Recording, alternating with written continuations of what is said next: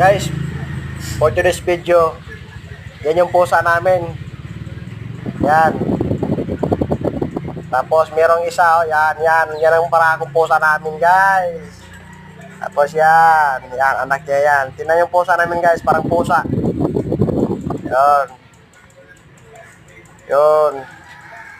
Tapos, yung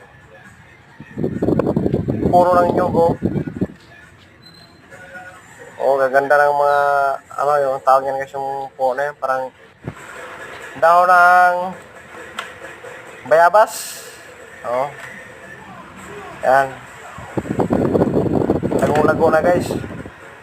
Sobrang dami na yung mga dahon, kaso wala nga lang bunga, guys. Guys, hanggang dito lang muna, guys. Maraming salamat sa panonood. Thank you.